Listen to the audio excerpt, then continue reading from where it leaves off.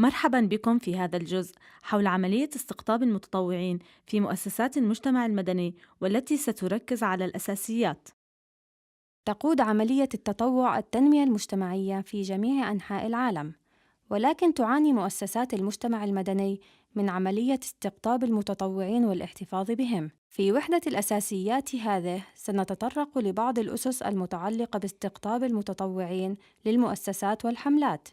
وعندما نتحدث عن الحملات في نطاق عمل مؤسسات المجتمع المدني، نقصد حملات لقضايا معينة، وليست بالضرورة حملات سياسية. ومع ذلك تستخدم الأحزاب السياسية العديد من الأساليب نفسها التي تتبعها مؤسسات المجتمع المدني في استقطاب المتطوعين. من المهم التخطيط لعملية استقطاب المتطوعين، خاصة إذا لم يكن التطوع جزءًا من الثقافة السائدة.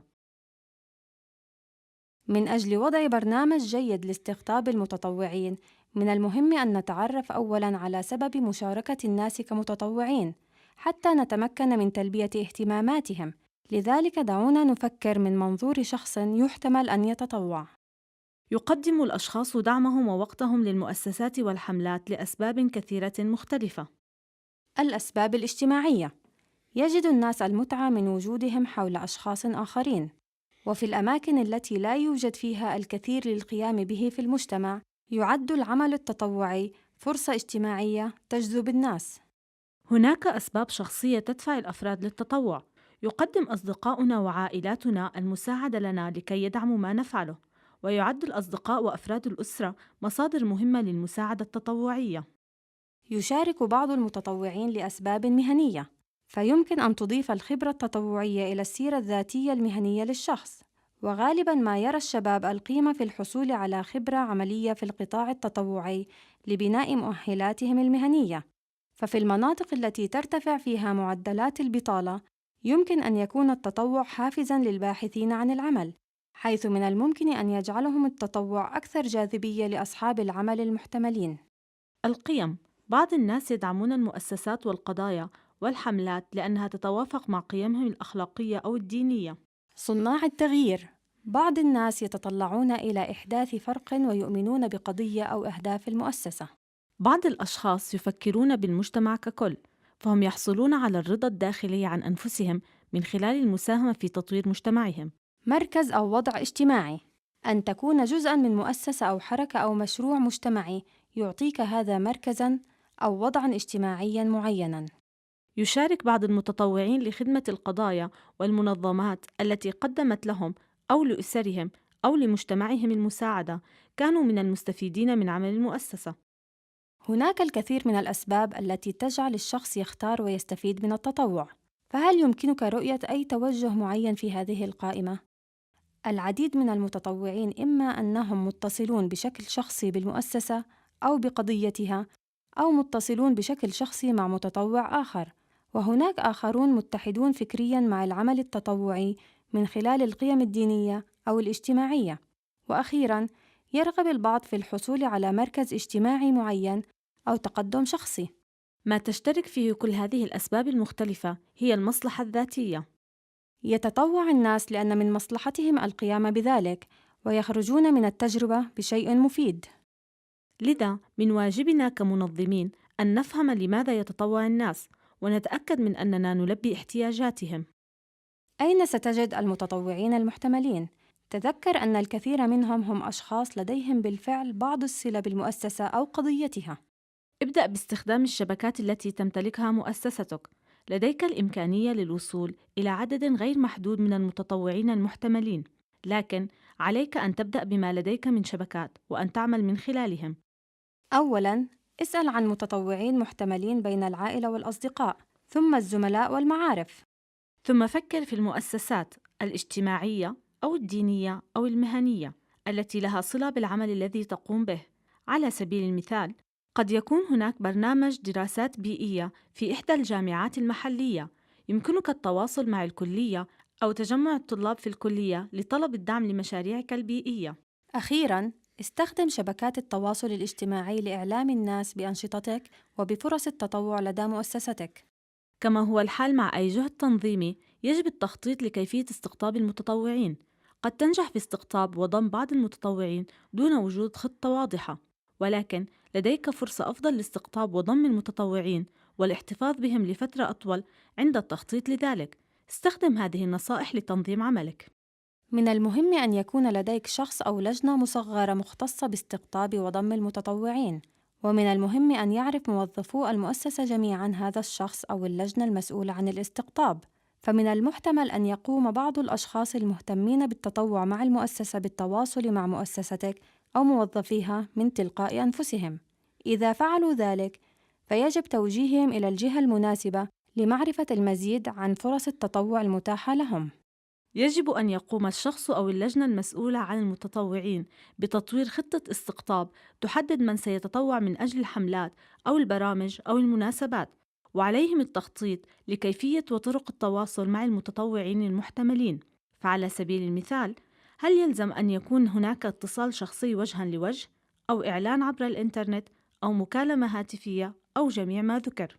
كقاعدة عامة، إذا تطوع أحدهم لمناسبة أو حملة أو برنامج، فمن المرجح أن يفعل ذلك مرة أخرى إذا حصل على مردود مجزٍ من أول مرة.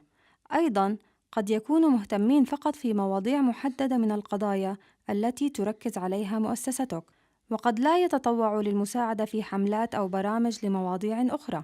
لذلك من المهم أن يكون لدى مؤسستك نظام لحفظ معلومات المتطوع، بما في ذلك ما يحفزهم على التطوع. وأخيراً، تحتاج إلى تطوير مواد خاصة لاستقطاب وضم المتطوعين. هذه هي المواد ونقاط الحوار التي ستسمح لفريق استقطاب المتطوعين بالتعامل مباشرة مع المتطوعين المحتملين، فذكر الحوافز قد يستهويهم أكثر شيء.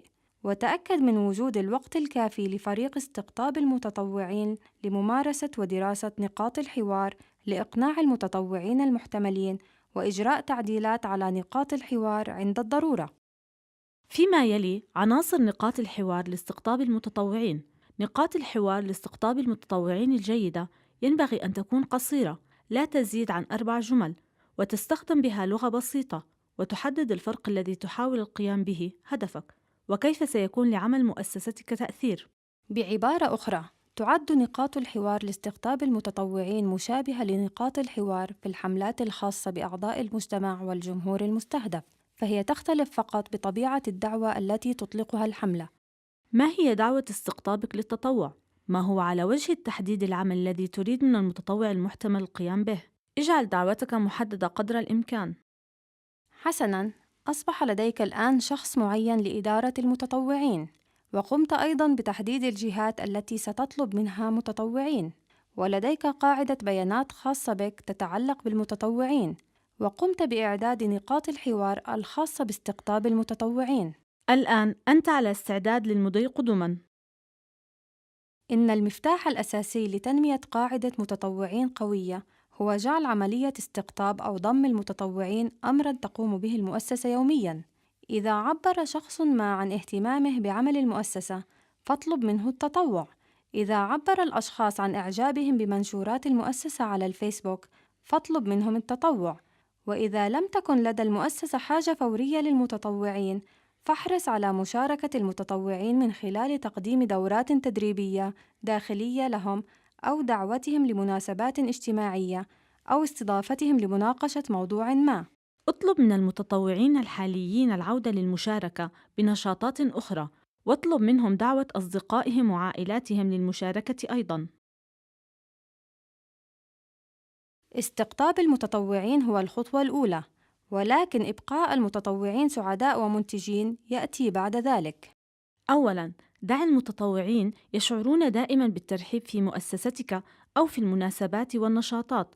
قم بالتعريف عنهم، وتأكد من أنهم يشعرون بالراحة وبأنهم جزء من الفريق. تأكد من إعطاء المتطوعين مهمة محددة واعرض عليهم كيفية القيام بها. تحقق مرة أخرى للتأكد من فهمهم للمهام. قم بالتحدث معهم بشكل منتظم أثناء عملهم معك. أظهر اهتمامك بما يقومون به وأخبرهم بأهمية عملهم للمؤسسة. تقدير العمل هو شعور يحبه الجميع. تأكد من شكر المتطوعين والاعتراف بجهودهم علناً. اطلب دائماً من المتطوعين العودة للمشاركة في النشاط التالي، ومع مرور الوقت أعطي المتطوعين الجيدين المزيد من المسؤولية. فهؤلاء هم الأشخاص الذين سيساعدون حقًا في تنمية مؤسستك. تأكد من حصولهم على ما يريدون من هذه التجربة. تذكر أن بعض الأشخاص يتطوعون للحصول على فرصة لخلق صداقات وللانخراط في المجتمع. تأكد من حصولهم على هذا الأمر، ولكن مع الاستمرار في إنجاز أعمالهم.